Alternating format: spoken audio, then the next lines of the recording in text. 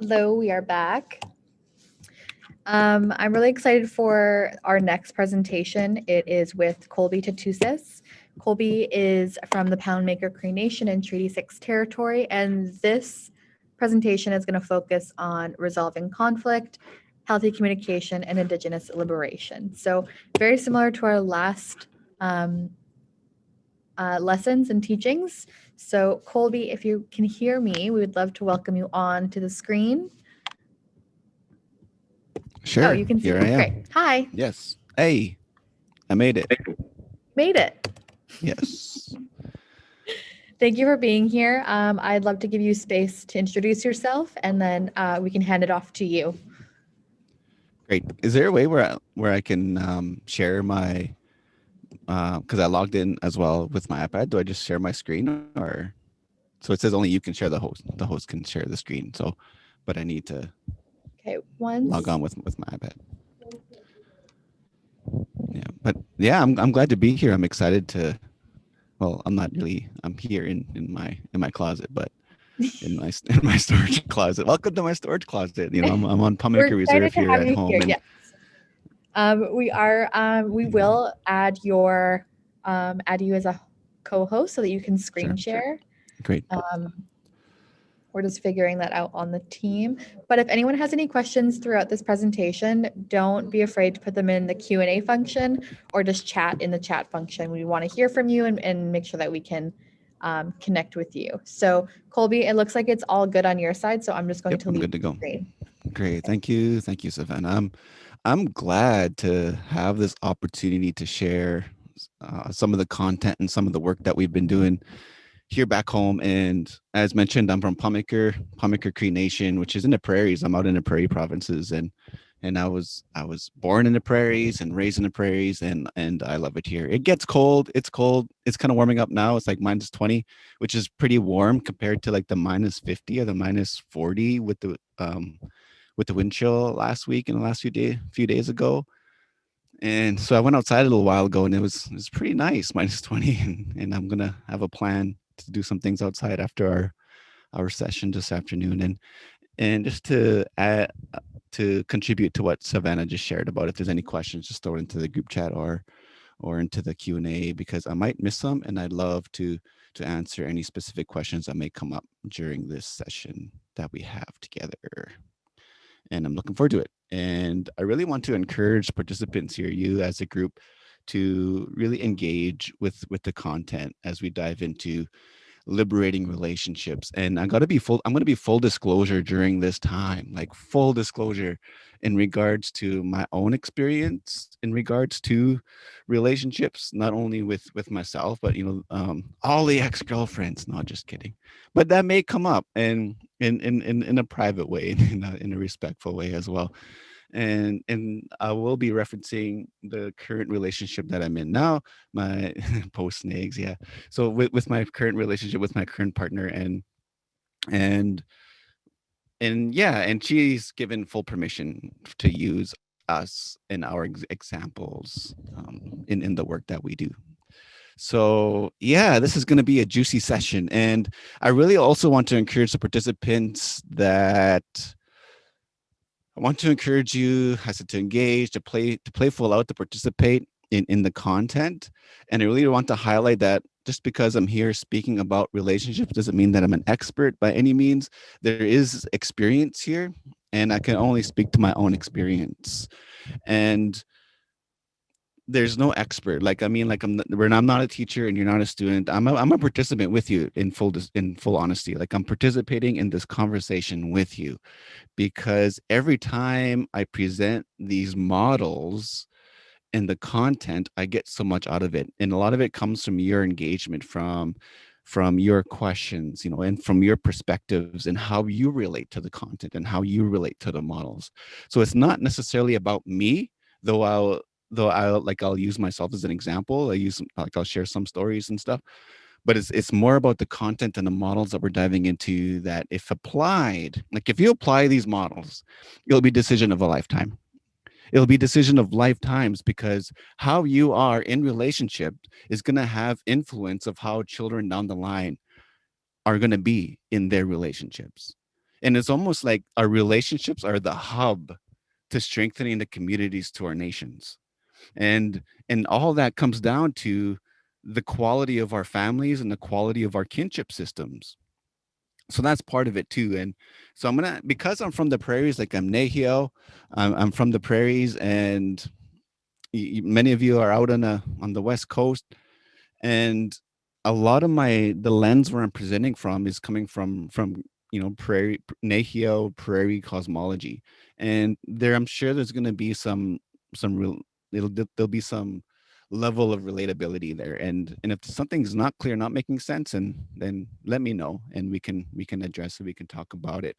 And also to if something that we're covering doesn't really jive like with your cosmology, if something that we're covering doesn't really it's not relatable to maybe how you were raised compared to maybe what you practice personally, then just leave it. You just leave it, and then take the point is take what works here, because there's no right or wrong when we're diving into our conversation about relationships. It's going to be about what works and what doesn't work, because what works for you might not work for me in relationships. And what works for me might not work for you in relationships. And there's a key practice that we're going to highlight that's going to provide leverage to create an environment that's going to support wellness, that's going to support growth while in relationship. And there may be some relatability here, and there may be some new concepts, some new ways, some new angles in terms of looking at relationships. The other key thing is, because I'm on the res, my ResNet isn't the best in the world. And if I should get disconnected, I'll reconnect. It might take a few moments. Usually my iPad's pretty good though. For some odd reason, my iPad doesn't connect, but all of a sudden my computer's gone and you can't see me, but you can see my iPad and stuff. So I'll write a little note to let you know that I'm still here. Yeah. So let's dive into it. All right. Let's roll into liberating relationships. Yes. All right. So key point is there's like some key objectives behind this presentation, and the objectives, are meant to highlight that I'm not here to waste your time. And I don't want to waste your time. We only have like an hour, and I want to take advantage of every minute of the time that we have together. So I may flow through some things very swiftly, and if you want me to go back, we can go back. I'm hoping for there to be some time at the end where we can have a conversation and address any questions that might be there. All right. So objectives, right? I want us to explore our personal relationship to relationships. So what's your relationship to relationships? What does relationships mean to you? What comes to mind when you picture a relationship? And of course, there's like that formalized cliche, Instagram post, the what's it called? Like those little bites, sound bites that out there where you like on Instagram to like post something really inspirational. They all just want the double tap. They all just want the like for to feed their algorithm. And there's like the cliche one where it's like you need to be in a healthy relationship, you need to be in a healthy relationship with yourself. It all comes to the relationship with yourself. And yeah, that way, like there's truth to that. And it's the reality is many of us either we do or we don't want to be in relationship or relationships with other people, depending on what that looks like. So specifically what I mean by that, the term relationship can be very broad, and I'm really wanting to use this work that we're diving into in the broad sense, and I will be using personal relationships as a reference. So the models that we're going to be getting into when I'm talking about exploring your personal relationship to relationships, that can be your relationships to your coworkers, your relationship to your friends, your family, your loved ones, your beloveds, your potential partners or your partners, or maybe it just means finding the one partner, the one true love for the rest of your life, where you'll live the Walt Disney fairy tale, right to the end of your days. Maybe you want that. And so it's very broad when we start talking about relationships, but it comes down to the question, of exploring and being open to what's your relationship to the very concept of relationships, because we're going to go into creating or having a conversation around healthy environments for shared growth. Why be in a relationship? Why do I want a relationship? And when I developed Liberating Relationships, this presentation, when it was pieced together, it came from the lens of preparing and highlighting models that I wished I heard, having conversations that I wish I had before I even knew I was going to have a family, before I even knew that I would be attracted to other people in my life, that I would walk with people in my life, that we would walk together through life and experience things together, whether it was, boyfriends, girlfriends, partners, or and even just a friendship, and I wish I knew this, what we're going to be getting into, because it comes down to the question of why. Well, why be in a relationship? And we're going to highlight healthy environments that's going to assist and give leverage for shared growth. We're going to dive into actionable approaches for disrupting drama, because there's so much drama in relationships, and we can anticipate that if you have a friendship, there's probably going to be drama, that there's probably drama in your family, that there's probably been drama in your partners, in your partnerships, in your relationships, at work. It's inevitable. Drama is just something that unfolds and happens, and we can anticipate it. Why pretend that we're dramaless when, damn, like I seen your Facebook statuses today? I was just kidding. All right. Shift from being reactive to being proactive. We want to shift from being reactive in our dynamics and our relationships to proactive problem solving. And that's a practice in itself. And the content that we're diving into in this next little bit is going to give us the leverage to be able to do that. All right. So let me know on the time. I have my watch here, and I think and I'm 2 hours ahead, right? So it's like 4 o'clock here. So I think we have like till what 1:30. What is that, Savannah? How much time do we got? Like 2:30 PST. 2:30. All right. So it's like what, half hour ish, Yep. give or take. 34 minutes left. 34 minutes. All right. Let's roll right into this then. All right. So objectives. There's our objectives. Now I want to highlight this model, and maybe you've heard about it before, maybe you haven't, but it comes down to highlighting the mindset that exists and highlighting a mindset that's necessary. And it's the work by Carol Dweck. She talks about fixed mindset, growth mindset. And I like using this, even though it's very common. You can Google it. There's a lot of tags on it on Instagram. But Dr. Carol Dweck, she wrote this book called Mindset. And I really appreciate it, because our mindset is going to determine the quality of our relationships.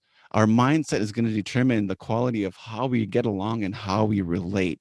And so in order to really understand what growth is, I have to understand what growth isn't. And that's going to be a reflection of the mindset that we practice. And so there's something called a fixed mindset. She breaks it down. And how I like to explain is that as a fixed mindset, it'd be like, I'm not even open to learning anything. I'll be like this guy right here, where it's be like, I know everything already, like this person. I know this already. I'm the expert, at relationships. This is whack. This is a waste of my time. Because as a fixed mindset, what's going to happen is, okay, 240-ish sounds good. So as a fixed mindset, what's going to happen is I'm going to invest my time and energy in proving and convincing that I have traits, I have abilities, I have capabilities, I have gifts, I have specialties, I have skills, I have knowledge. It's like investing my time and energy to prove and convince other people. So what that means is I'm striving to control how you perceive me. I'm striving to control for outcome.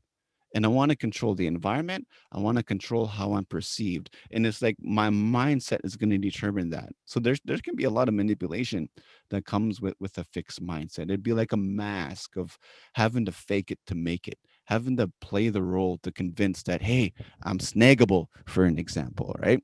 And it's like having to prove and convince the other people that, yeah, snag me, I'm snaggable.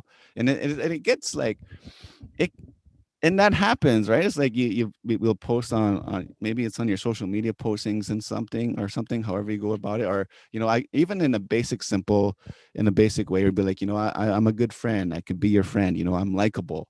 hire me. It's almost like we present ourselves as this resume, that I'm a good human being. And you know what? We are good human beings. It's just that what happens is our mindset often gets in the way of growth. And when our mindset gets in the way of growth, it's going to get in the way in our greatness. It's going to get in the way of our authenticity. And it dilutes the connection that we have, with our loved ones, whether it's in our family or anyone that we love and care about. Yeah. So this is the growth mindset, right? So growth mindset is the place where I'm open to learning new things. So rather than investing my time and energy in sorry, there's some profanity there from the last session. Rather than investing my time and energy improving and convincing, I'm going to invest my time and energy in evolving, growing, improving the traits, abilities, capabilities, gifts, specialties, skills, and knowledge, character. And and in my knowledge and my character. I'm going to invest my time and energy in growing myself. And you know what? That's going to have to include being open to hearing the same story from time to time. How often have we heard the same story from our old people when they're sharing things with us? And I really appreciate, when my uncle shares this, the stories of, when he grew up, the stories of his mistakes, the stories of how he's dealt with his weaknesses. And sometimes it's a rare thing, to have a relative like that, or to have someone in our life who's willing to admit their mistakes, who's willing to admit their weaknesses. And that's been my reference point, because for a growth mindset, I have to be willing to admit that I do have weaknesses, that I have made mistakes, that I'll probably continue to make mistakes. And the willingness to admit that, takes a lot of vulnerability. It takes courage, and there's a lot of authenticity that comes with that. And it's the opportunity for growth and greatness to be revealed. Yeah. And so what often happens though in relationship is we experience a stress point, we experience the clash, we experience conflict, we experience drama. And it's usually when there's a relationship that unfolds where my partner that I choose to be with, or I choose to like to check out, to hang out with, maybe to go on a date, maybe it's a friend that I just met. Hey, we could be friends. Let's hang out for a while. And if depending on their mindset is going to determine how we get along, how we relate. And if we were to break it down to like its very core, it would be one person has a fixed mindset and one person has a growth mindset. And I'm sharing this from experience, because what often happens is that and I'll use personal relationships as an example, is one partner is willing to grow, is willing to try new things, is willing to learn from mistakes, is willing to tackle the problems and the struggles and work to resolving and remedying those problems and struggles. And oftentimes it's someone who's going to have a fixed mindset, who's going to resist the change, the necessary change that's going to resolve the problems. They're not willing to change. They're not willing to try new things. They're not willing to grow. They're not willing to evolve or improve. They may not even be willing to admit their mistakes. And that's where conflict takes place. And it creates this stress point. And so I have mentioned cognitive dissonance in there. And that's so what I mean by cognitive dissonance would be, well, even this model in itself, it reveals that there's this inner conflict where somebody presents these truths that make my current beliefs obsolete. No matter what the truths are, I'll still hang on to my current beliefs. So an example, now the example I like to make fun of and use in terms of cognitive dissonance would be someone saying the earth is flat. And now there are legit flat earthers out there where they legit believe the earth is flat. And maybe you do. But, I've never been outside the planet, so I don't know if it's flat or not, to be honest. But it's like, but science, it's globe. We're living on a globe, and we even also have our creation stories and our cosmologies, that some of them reference it, some of them don't. But the point is, there's like this clash and this cognitive dissonance where the science is presented that no, the world is not flat. But then as a fixed mindset, be like, no, it is. It's all a conspiracy, right? Not everything is a conspiracy. All right. So that's what I mean by fixed mindset and growth mindset. Very simple, very basic. So what's the result though of the stress point that takes place? Because in relationships where when I've worked with families and worked with young families, and even regardless of the age, working with couples, working with those who are in partnerships. This is majority of the time, this is the stress point of where they're at, where one person just isn't willing to grow. And it's so often, it's such a narrative where one person outgrows the other. Yeah. So what's the result? Partners can grow apart. One partner just outgrows the other one, and the other one stays fixated in their mindset, and they can live in a relationship. And I'm using like a dyadic relationship as an example, so like in terms of coupledom as an example here.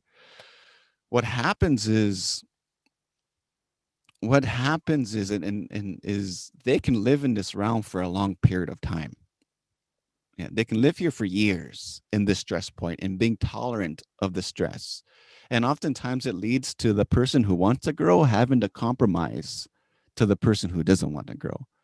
And that can relieve some stress, but it doesn't get rid of the stress. What happens is the stress is still there, and it builds up and it builds up. And it's not a matter of if, it's a matter of when the relationship grows apart, because it gets so stressful that the person who wants to grow, they're going to follow through. And oftentimes it'll lead to uh, like their relationship reaches a critical mass where it starts to fall apart.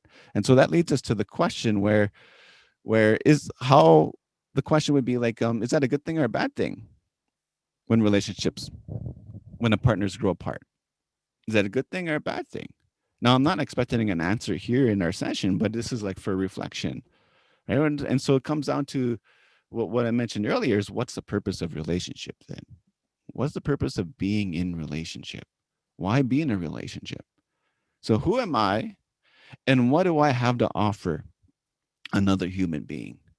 If another human being chooses to go for a walk with me in life, to hang out with me in life, to live with me in life, to partake and engage in life with me, what do I have to offer, the other person? And there's a work by Brene Brown, and I love Brene Brown's work, and I highly recommend you to research and read up, and even audiobook, download some of her audiobooks if you prefer that. Like, that's the way I do it. I'll download audiobook.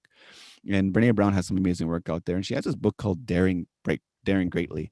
And there's a piece in that book called Minding the Gap, and it's highlighting the space between who you are now and who you want to be.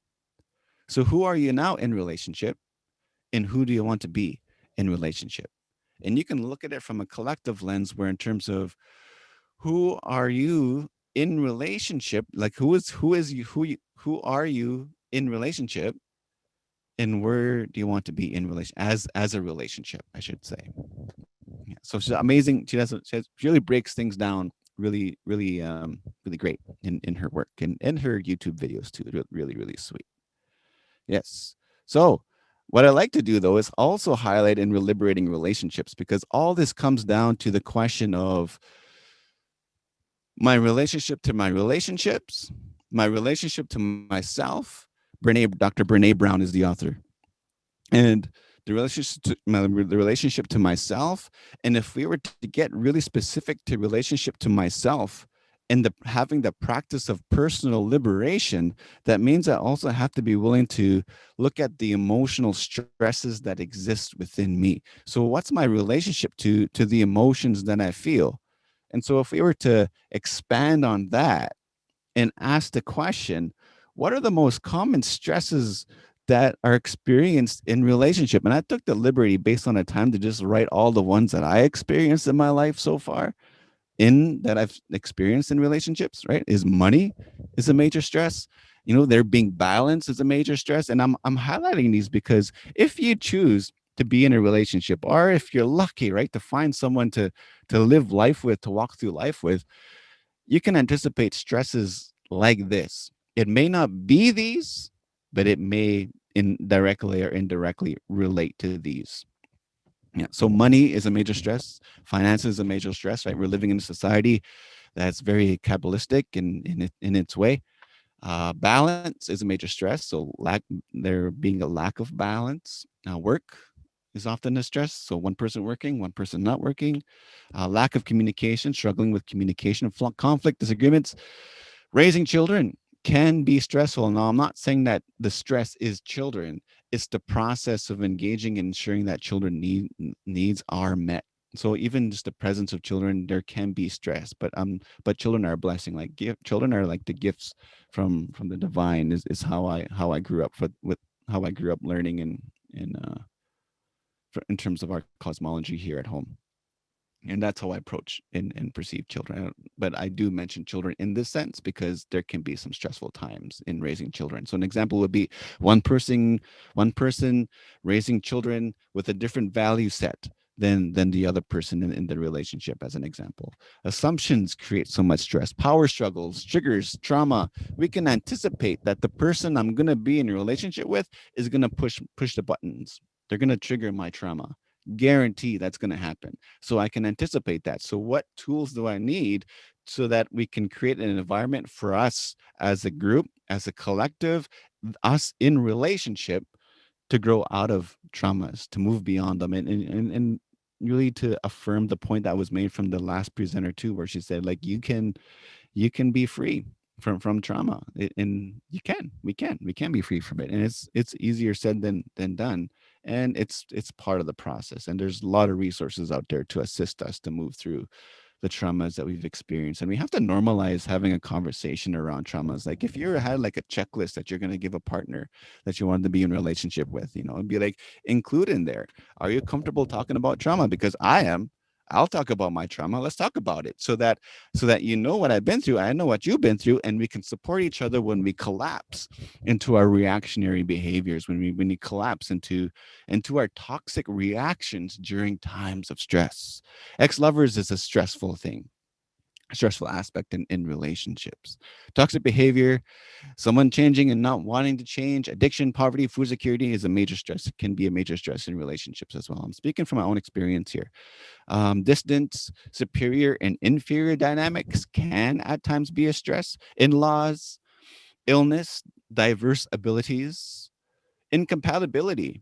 Sometimes we don't realize that we're incompatible with people in our life until years down the line. And so having the conversations, the uncomfortable conversations to explore compatibility is very vital. That's going to contribute to liberation and growth. Betrayal, infidelity is our common stresses. Fear of betrayal or fear of infidelity, secrecy, shame, insecurity. I think I don't know if I wrote insecurity down on here. Being single, even just being single, can be stressful in relationships. Social pressure, grief, low energy, loss of passion, resentment, and self sabotage. Common stresses that exist in relationships. And oftentimes when I was writing down this list, I was like, damn, why do I want to be in a relationship in the first place? Right. And then looking at my partner, why am I with you? No, just kidding. I'm glad that we're together. I'm glad we're living in life together, walking through life together. Yeah. But common stresses, because when we break it down to what we can anticipate, it's going to give us leverage to create the space to support us, to create an environment to support me and to support those that I'm in relationship with to grow. All right. So this takes us to this first model that we've developed, that we pieced together, called the loop of truth. And I'm going to use like a lot of personal relationships as an example here. So like a dyadic relationship. So it'd be like me and my partner, me and my daughter, me and my friend. So it's me and another person. And the loop of truth gives us a lens to be able to recognize what's the quality of relationship. What's the quality of relationship that I'm currently in? What's the quality of our relationship? What's the energetic flow that exists within our relationship? And so there's this model called a loop of truth. Okay. And it's a non-rule bound pattern. And the very core of the loop of truth is empathy.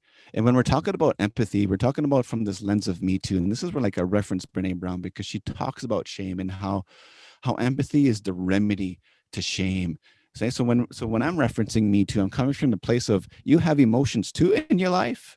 I have emotions too. You experience anger. I experience anger. You've experienced grief. I've experienced grief. The story of why you've experienced these emotions might be different from mine, but it's from the emotional level, and the emotional relatability is where the real and authentic connection exists. Not necessarily the story, but more, and though the story can also be, contribute to the connection, and yet the very core of it can be the emotions, the emotional experiences that we all collectively go through as human beings. So what I mean by this is that here's one person right here. Let me get access to the power of the pen here. All right, so we have this. Here's a, oh man, hang on, give me a moment. Here's one person right here. Okay, and they are in relationship to this person over here, just like that. And it's going to be about the quality of attention and interest, the quality of my presence and the attention and interest that I'm providing the other person. And they're going to have values, morals, and principles. I'm going to have values and morals and principles. And it comes down to how are we relating in this loop of truth, in this cycle, in this feedback loop. So what's the quality of response that my partner is providing to me? Is it a reflection of their values, morals, and principles? What's the quality of response that I'm providing to the person that I'm in relationship with? Is it a reflection of my values, morals, and principles? That's the question. So if we were to get specific in regards to this, what would this specifically look like? Okay. What would this specifically look like?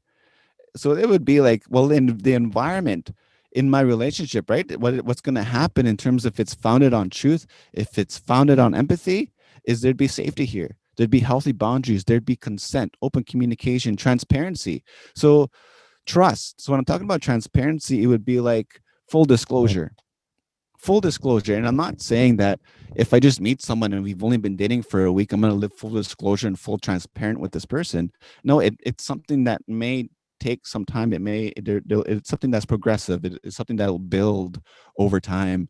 Though I am committed to choose, and I am willing to, like, for me personally, I do practice transparency. Like right now, like I can speak about anything in regards to myself, full transparency. But for some of us, and in terms of the word of the wise is to be mindful of what you share and who you share it with, because some people can be very exploitive, which we're going to highlight as well.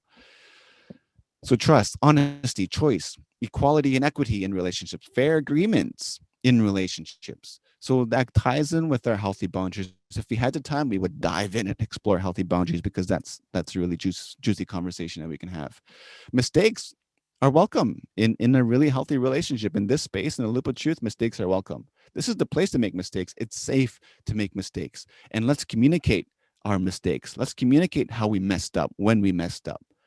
And from the place of non-judgment, I really wish I knew the loop of truth in my early years while in relationship, because what my partner and I did to strengthen the foundation, when we made a decision, okay, we'll walk through life together, and this could mean we might start a family together.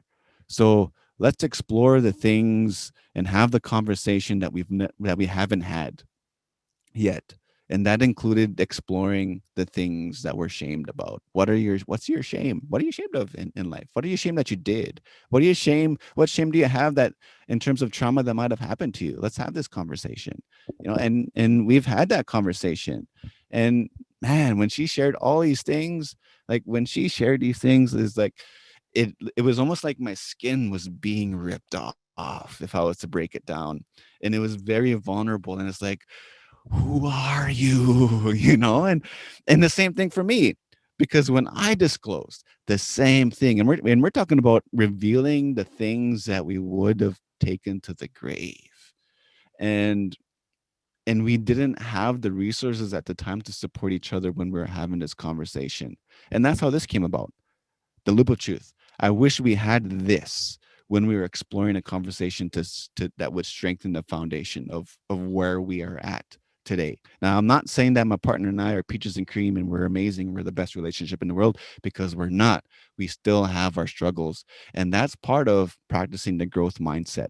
And the loop of truth is designed to give us a lens of how we can support an environment that supplements a growth mindset, that's going to support a growth mindset, because vulnerability is part of that. Emotional expression, all emotions are welcome here. Growing pains, there will be growing pains. The flexibility to circumstance and not taking things personal. So that means the choices that my partner has made in her life has nothing to do with who I am. The choices that she's going to make in the future has nothing to do with who I am, because she is her own person. She has her autonomy, she has her agency, and it's her life, and it's me letting go of control for any outcome of how we are perceived, how I'm perceived, how she's perceived, how our family is perceived, because the loop of truth is designed to ground us so that we have that flexibility, so we have that growth to evolve in whatever shape or form unfolds. So being patient is part of that. Doing process work. By process work, it means exploring the things that I need to let go of in my life. The forgiveness work, letting go of the traumas, forgiving myself, forgiving myself for the trauma I may have inflicted on other people that I may not even be aware of. And so forgiveness work is very key here.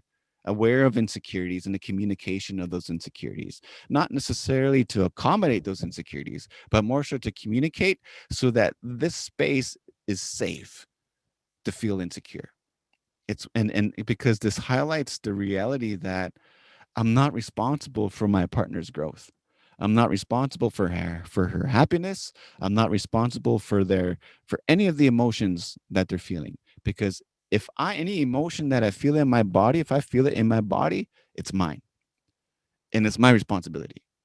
If she feels it in their body, when they feel it in their body, it's theirs. And we can communicate it, and I can support it, and I can be empathetic because I feel emotions too, and I'm willing to support you through it. But it doesn't mean, having to shape my reality around the avoidance of insecurities and emotions. And we're going to highlight specifically what that can be like and look like very briefly. Follow through with consequence with my boundaries, fun, play, vulnerable, uncontrollable love. Right. So let's look at the opposite, because the loop of truth, there can be a loop of truth, and there can also be the loop of toxicity. Right. Loop of toxicity. And it's going to be founded on fear and shame. Rather than empathy, it'll be founded on fear and shame. And the same concept as a loop of truth. One person's in relationship with the other person, and this is going to be the quality of the environment while in relationships. Instead of presence, attention, and interest, there's going to be disengaged and distance. And instead of values, morals, and principles, we'll flip it, where it's based on deceit, rigidity, unethical, or even corrupt, where it's like I'm striving to control for outcome. A lot of fixed mindset exists here in the loop of toxicity. Right. And there's some models out that we would explore. We won't have time, but maybe we'll reference it if there's any questions. But let's highlight this environment. Let's highlight this environment that exists here.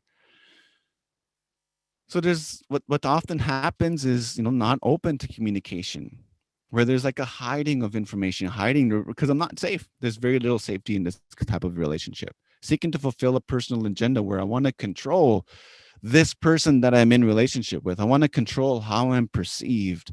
Okay. Instead of responsibility of emotional pain, we start to project the emotional pain, abandoning or threats of abandoning can come up. So what often happens is a person can be in this dynamic, and the toxicity shows up in the form of exploiting fear and shame, exploiting trauma, where I know what you've been through, and I'm going to use it against you to try to ensure that you are controlled, so that you play the role that I want you to fit in my life, in my environment. I'm the one that's in charge. So a lot of control stuff can show up in this type of environment. Okay. Shaming, inventory of triggers, I mentioned that, but being very possessive. Okay, controlling on all levels, manipulative, non-trusting, codependent, walls up can be here, minimizing the other person's experiences, minimizing their emotions. There's just no room for mistakes here. Avoiding responsibility of the choices that I make. A lot of blame here, a lot of gaslighting. Okay, ultimatums exist here. Inconsiderate. Okay, and it's almost like love is conditional. I'll only love you in this set parameters, right? Whereas up here, in the growth mindset, it would be like not necessarily unconditional love, it would be uncontrollable love. Uncontrollable love is what we've called it, where I love my partner uncontrollably. I don't want to control the love that I have for my partner. Like any love is uncontrollable. The moment we start to attempt to control it, it's like something else. It's coming from a different place internally. Yeah, very heavy mood. And I've lived in a loop of toxicity in relationships, and it can be very heavy. It's like it's almost it can even get to the point where it's like a swamp, and it's like keeping me down. Like a liberating relationship should be like a launching pad where it's like where there's leverage there for me to grow, and for change to take place. Yeah, so very heavy in terms of the mood, dishonesty, even just a relationship that's just based on superficiality. As long as it looks good, yeah, as long as people see me with this person, yeah, as long as people can see that I'm cared for, that I'm loved, the relationship can be very superficial, and I've experienced that, and it was fun. Relationships like that are fun. They're enjoyable. They're safe because it's often disengaged, and there's emotional distance or intellectual distance, and the connection isn't really there. And it comes down to what's worth investing your time and energy in life, right? Am I going to invest my time and energy in that kind of dynamic, or I'm going to invest my time and energy in growth? Yeah. So that's what I mean by loop of toxicity in comparison to the loop of truth. Yeah. Cool. Any comments or questions about what I think there's a question here. Let me look at it. Any comments or questions? Go ahead, Savannah. There was one question in the Q&A. What programming are you using for your presentation? It's very engaging. Secrets of the trade. Just kidding. No, well, I'll highlight. I'll highlight it near the end because yeah, this like I'm a life skills coach, and I run a lot of programs and stuff. Work with people, and I've been very reluctant to work online and to do things online because I don't like PowerPoint. I just don't. I don't like PowerPoint. I don't like Keynote, but I've used Keynote a few times. It's pretty good. And I was searching everywhere for a platform that I can maintain my style and how I present. And I found this one, which is really sweet. Which requires like an iPad or a tablet to be able to use it. So use a tablet, and it's an app. Yeah, it's basically like a drawing app, art app. Yeah. So let's highlight this last point here based on the time that we have, how much time we have left. And I'd love to, and if you have a little bit more time, we'll go into another model because this page is full of models. Like when you look at this cover letter, it's like filled with models all over in here. So we'll highlight this one. And in any other comments or questions, we probably have a model for it. All right. So there's this model that I love that's really cute. It's called a rose model. And I remember seeing it in high school, and I've never seen it again. And what it does is it gives us a metaphor and an analogy of the quality of relationships. And because oftentimes we'll get attached to the idea of what a relationship is supposed to look like and what it's supposed to be like. And that's why I asked the question, like, if partners grow apart and they separate, is that a good thing or a bad thing? Now that's circumstantial too, because all kinds of factors come into play. Because how long were they together? Is there a family? Are there children involved? Like all these things come into play. And I'm very straight to the point with relationships because I don't take it lightly.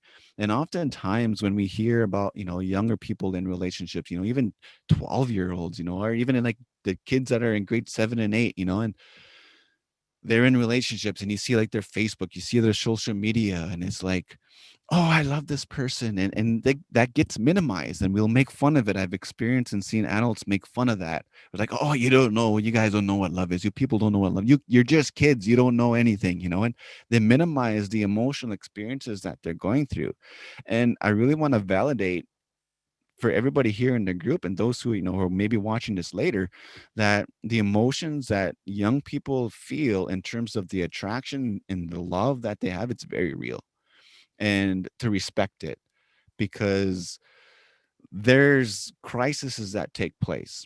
And the point of this liberating relationships is to provide the lens and the encouragement not to take relationships lightly, to be very mindful, because how we are in relationship is going to determine the quality of relationships that the next generations are going to have.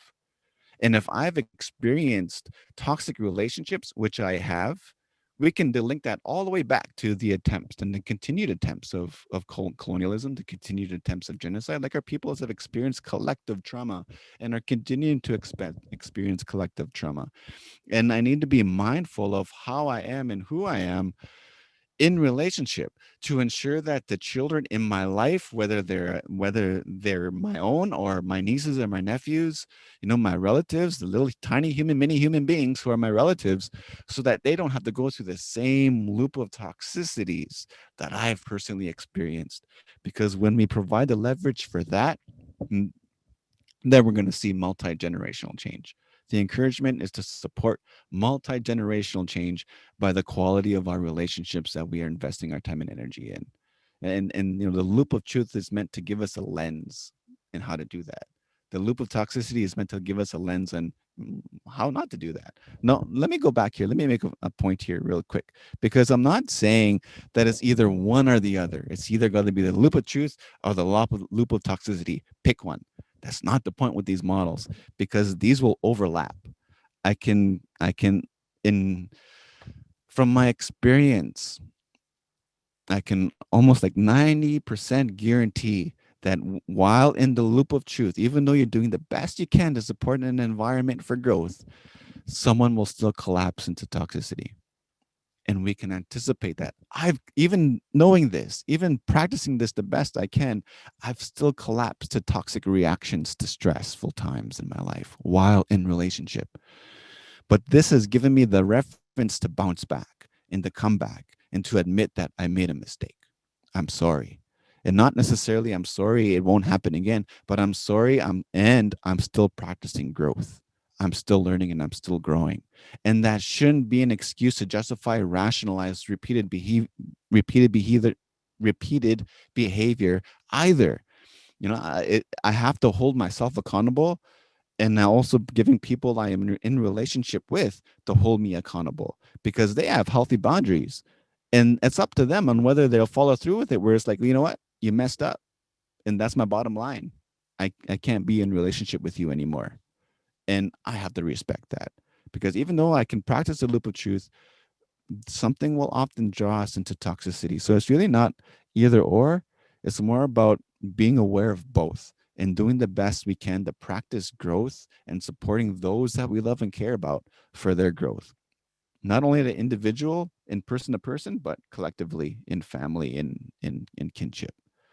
So it's like this model, the rose. And this is meant to give us a metaphor, to give us a visual metaphor of relationship, because relationships change, your relationship evolves. And it's going to be part of letting go of control of outcome and how a relationship should look like and how it should be like. Right. So if metaphorically, if a rose was represented a relationship, the petals would be like the newness, the passion, the desire. I love this person. This person is attractive. Everything about them is attractive, right? And seeing, and I remember like feeling that way and thinking this way with all my exes. This person, like, it's this new, like, I'm passionate, and there's this desire here. I'm attracted to this person. I want to be with them. I want to experience them, in all kinds of ways and all kinds of levels. I love this person. Maybe I didn't really love them, but there was a feeling there that I described as like this draw. So the petals would represent that, and then the stem would represent, in this metaphor, friendship and relatable connection. And oftentimes, what happens is, especially like in society and in media, it only focuses on the newness. It only focuses on the passion. You watch all the rom-coms, all the romantic comedies, which I love. I love romantic comedies. They're so funny. Most of them are pretty funny, especially the alternative ones. Anyway, the newness and passion and desire, that's like the focal point, and there's very little focus on the friendship and relatable connection. For the roots, metaphorically, in this model would be the foundation for personal growth. Now what happens is, roses, they change. Roses, they change. So an example is, at sooner or later winter will come and the petals will fall off. At some you can even literally cut the petals off, and the passion is no longer there. The newness is no longer there. The desire is no longer there. But so long as there is the foundation for personal growth, as long as the roots are there, then the friendship and the relatable connection will also be there. And at the at the end of the day, that's what's really important in the long run. Like when you hear old people who have been in a relationship for years, maybe like even here out here in the prairies, we have elders here who are even in arranged marriages, for an example, and that's tied to our cosmology out here, that in some circumstances they've been together for years, and it all comes down to like the friendship and the connection that's there.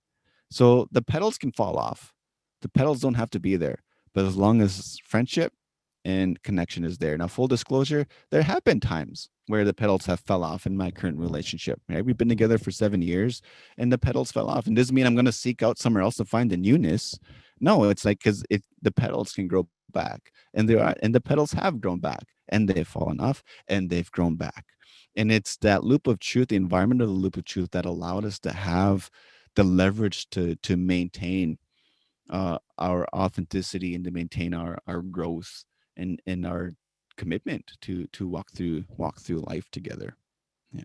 So the nutrients, right? Nutrients are for that growth is going to be life struggles. So metaphorically, right? That would be storms, that would be the rain, the triggers, and the growing pains. So in relationship, there will be growing pains. There will be triggers, and we can anticipate that. Yeah, we can prepare, and we can anticipate that. Right? They're both life's blessings. The sun would be life's blessing. So the peace, the joys, and the result of growth, the result of liberation. So I like this little model. It's pretty cute. Give us a lens of of the pattern and the dynamic of what a relationship can be like and look like. Because life's blessings, that can be the loop of truth. Life struggles would be the times when we collapse into the loop of toxicity. And yet, so long as there's a foundation of growth, things will be all right in the long run. Things will continue to be there in the long run. So I really commend the parents out there who have been in a relationship, who have separated, and it doesn't mean that that a family is broken, or that the relationship is broken.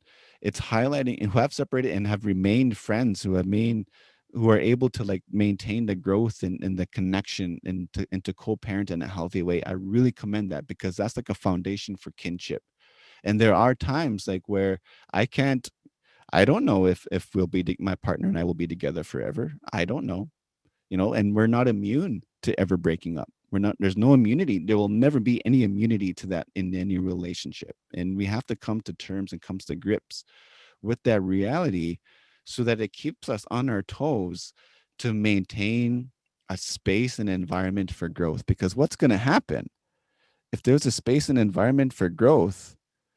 My daughter, my little baby, she's going to witness that growth. She's going to watch that growth, and she's going to have the reference in memories in her mind. What did my dad do when he was angry, when anger came up for him? What did my parents do when there was conflict? How did they handle it? How did they communicate it? Because right now, the quality of environment that my partner and I, are doing the best we can to practice, it's setting the tone for the quality of relationship that our child is going to be in relationship. We're setting the standard. And I've grown up in an environment where my parents fought a lot. There was a lot of conflict. There was almost a divorce, and experiencing that and seeing that. And I'm not saying we're protecting RJ from saying our daughter from seeing that. It's more so giving RJ the references and the memories that, yeah, there can be conflict, and it can also be resolved. And the models that we covered so far is designed to give the leverage to be able to do that. Okay, bye. No, just kidding. No, not yet, but I did just want to come on here and invite anyone to ask any questions if there was anything that came up. But thank you for that presentation. I think anyone that watches that can learn so much and grow so much from that presentation. So we really appreciate it. It was very fun as well. We were laughing at the amount of times you said snaggable. That's what I should have called it. Snaggable relationships.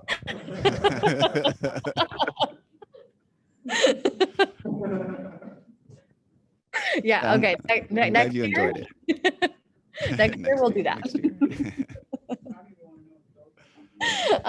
year. Yes, thank you so much. If anyone has any questions, now is your time while we have Colby on the line. But Colby, where can we learn more from you if we wanted to? Right. So freedomrising.com. Got my website there. Freedomrising.com. This liberating relationships, it's actually turned into a multi-session. So like there's like 10 sessions, and we haven't rolled it out yet. We're planning on making it available probably within the next few months or so. We're just waiting for some dates to be confirmed here with some other work projects that we're doing. But there's like a 10 sessions of liberating relationships. And if you got a lot out of like this, how long? Like 45 minutes?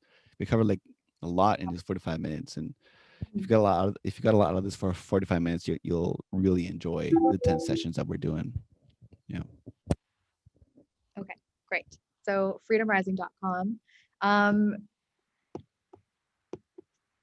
And there's a bunch of resources that we linked about from the previous session. So nonviolent communication and just checking in with yourself and healing yourself as you move forward in any relationship, not just romantic relationships. And I think these lessons are so invaluable and important for anyone. So I think that is all for now. Colby, we will let you go and we're just going to head into our next section. But this was amazing and we really appreciate this.